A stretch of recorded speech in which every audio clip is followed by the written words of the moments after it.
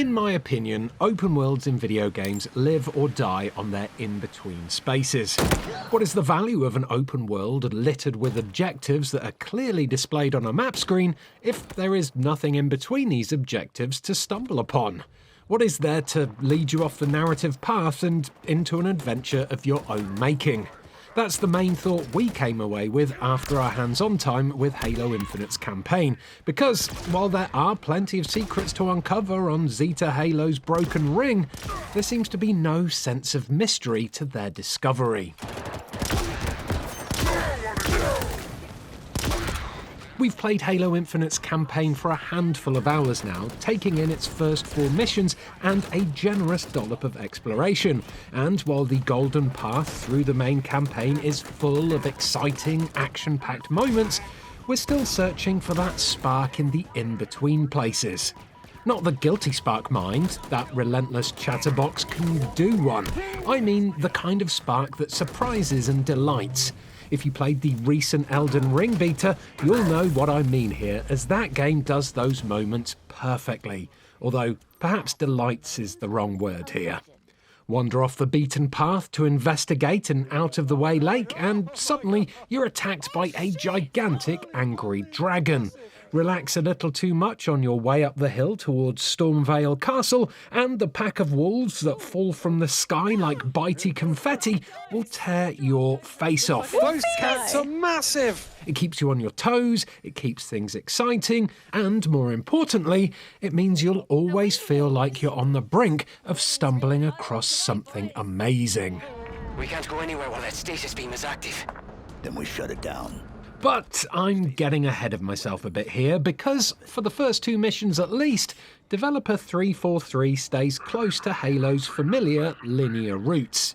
In the opening mission, which starts with the usual press B to crouch here tutorial moments, Master Chief is on his own, fighting his way through the post-battle wreckage of a banished warship called the Gabraken. Hopefully I pronounced that right. It's been a while since I practiced my brute. But anyway, it's here that you first get to use the new grapple shot, a tool that, with a tap of the RB button, allows you to pull yourself towards whatever point in the scenery you've attached it to. From there, the Chief meets a gaggle of grunts, Halo's comically whiny, pint-sized warriors who are easily put down by a couple of pistol shots to the face or a meaty melee attack to the back of the head. Feel that? It's your Halo muscle memory coming back to you. It's 343 reminding you how the combat felt some 20 years or so ago when you were repelling Covenant boarding forces as they attempted to overrun the Pillar of Autumn. It's all here, perfectly placed in a way that'll make you feel right at home, just before the linear rug gets pulled away from under your feet. Like a Pixie song, Halo campaigns have always been about oscillating between loud and quiet. 30 seconds of fun in a bowl of a combat arena, the golden triangle of shoot, melee and grenade in perfect harmony with the player and controller, and then chill. And that's absolutely true of Infinite's first 2 missions, which feature explosive shootouts amongst the corridors of the warship, followed by ferocious firefights within the walls of some Forerunner ruins, all punctuated by periods of exploration that prove to be the perfect moments to scan the environment for collectibles and listen to any of the atmosphere-enhancing exposition that might happen along the way. Halo campaigns have almost always been linear affairs like this though, with the illusion of open-worldedness being introduced once you go planet-side, or should that be Halo-side? Depends on where you're landing, I guess. Anyway, some of the series' most famous levels do feel open world, of course, and they certainly have that magic to them, but under the hood they're missions in the classic first-person shooter style, with a beginning, middle and end, loud and quiet, waving up and down with the start and end of each fight. You're gonna need to clear me somewhere to land. And that brings us to Zeta Halo, Infinite's huge new playground that aims to capture that old-school Halo feel, but give it a modern twist by spreading it out across an open-world chunk of a Halo ring. After the backlash to the much-aligned Agent Lock from Halo 5, for this instalment, 343 has smartly made sure that Master Chief is the only playable character throughout the entire campaign, and he can go anywhere, anytime, and take on any side objectives in the order the player sees fit, which, if you're a Halo fan schooled on the way Halo used to be, is initially a rather jarring experience.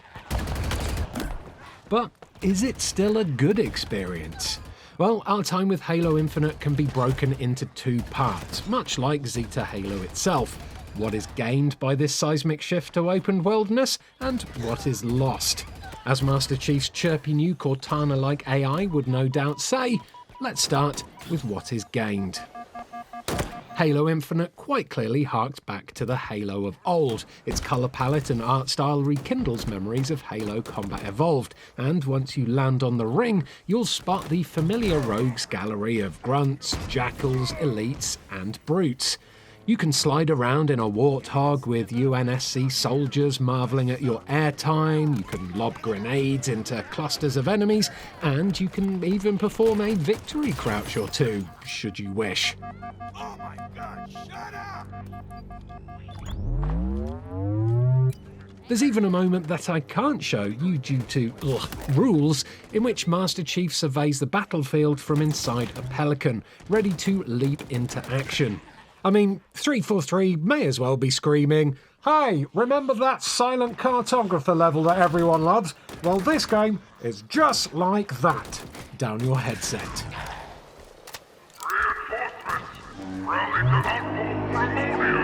This is definitely not a critique though, rather I'm delighted that, just like with the recently released free-to-play multiplayer beta, 343 has looked to the past as it reimagines Halo's future. I think it's fair to say that the studio's work with both Halo's campaigns and multiplayer up to this point has been divisive. Halo Infinite makes significant changes to the Halo campaign formula, yes, but it is rooted in the familiar. It feels like home, and it's a home that Halo fans of old have been trying to get back to for some time. The gunplay too feels reassuringly familiar. Actually, it's better than that. This is the best Halo combat has been since 343 took over the mantle of responsibility from Bungie. It's back to basics, but with new tools that feel wonderful to play with. Much has been made of Infinite's grapple shot when it comes to the multiplayer side of things, but it's just as much fun to use in the campaign, and it does change how you think about the combat.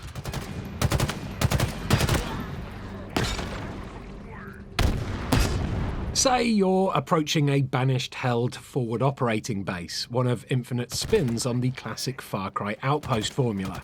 Using the grapple shot here means you can build your own entry point to combat and eliminate the occupants in any order you wish. But scaling the walls of these FOBs isn't the only thing you can do with the grapple shot. When in combat, no enemy is ever out of reach, and you can use it to snag a pesky sniper and whiz on over to it for a quick melee kill.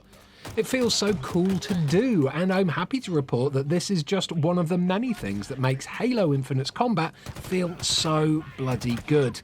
It's a happy chaos, with Master Chief dishing out lashings of super soldier-powered death, even as grunts deliver their sometimes hilarious one-liners.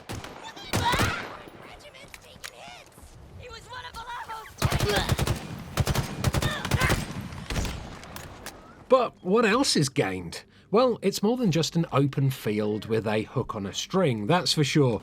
You see, Halo Infinite has a dash of the Ubisoft open world about it, and I can almost hear some of you out there recoiling in horror at this phrase.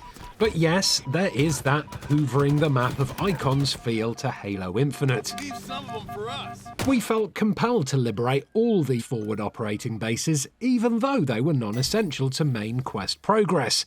This, thanks to having countless hours of Ubisoft games under our belts, is what we've been trained to want to do. And, just like you'd expect, after retaking an FOB, you'll reveal more icons for key events in the surrounding areas of your map. But it's well defended, so it's definitely worth looking into and blowing up. High-value targets, specially named banished enemies who have, brace yourself, shields and health bars above their character models, reward valor upon death. The more valour you gain, the more vehicles and more powerful UNSC soldiers you'll have access to at a liberated FOB. There are also banished outposts to take down and other icons denoting bits and bobs to complete. Indeed, in between the main story missions, Master Chief's overarching quest is to dent the banished's occupancy of the ring, map icon by map icon. And get this, Master Chief has a skill tree now. It's pretty basic, mind, but Spartan cores which are littered around the world and are of course marked with yet another map icon are consumed to unlock upgrades to Master Chief's combat abilities. You can upgrade the grapple shot, for example, but you can also boost things like Master Chief's shields, which is great if you're the sort of person who attracts a lot of damage, like I am. So all of this new stuff that Halo Infinite has gained combines in the first 5 or so hours to form a fun but not quite spectacular sort of open world Halo game.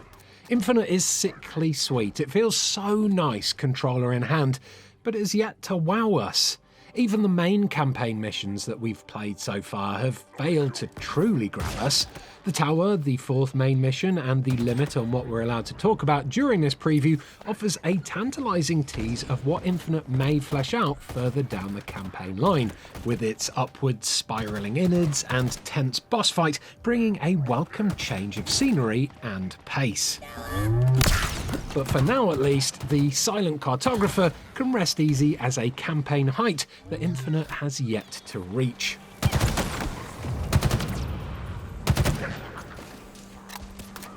Which leads me neatly onto what is lost.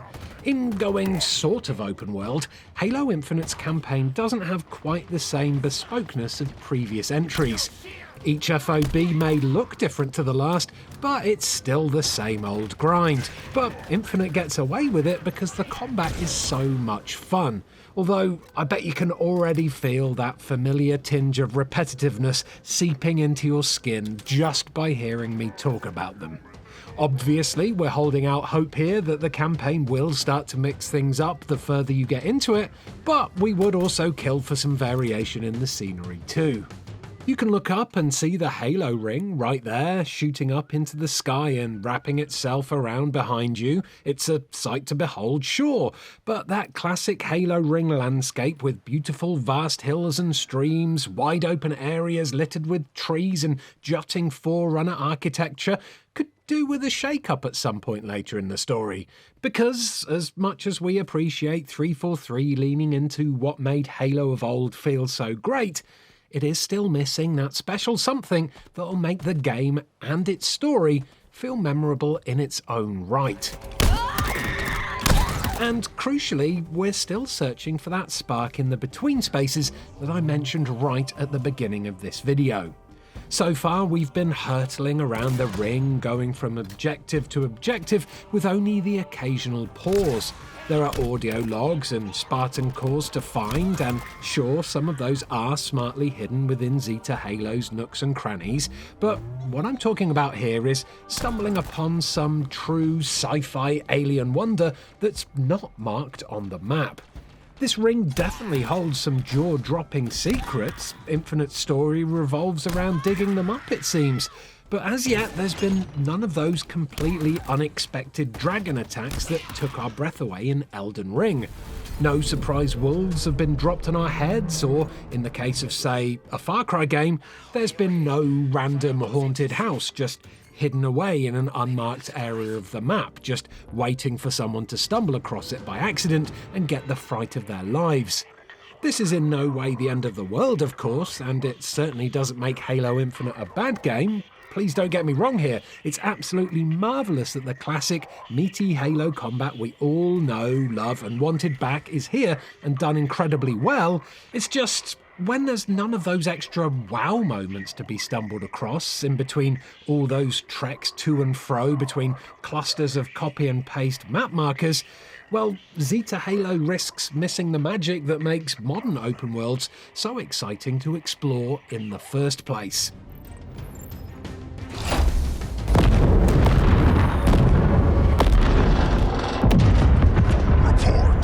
And And that's pretty much all I'm allowed to show and tell you in this preview. I hope you've enjoyed this early look at Halo Infinite. If you did, please do give this video a like, subscribe for more Halo Infinite coverage on the run-up to release and beyond. I'm definitely going to be hosting a bumper campaign stream on launch day, that's for sure. And do have a gander at some of these other videos that are on screen and clickable right now. Goodbye, Spartans!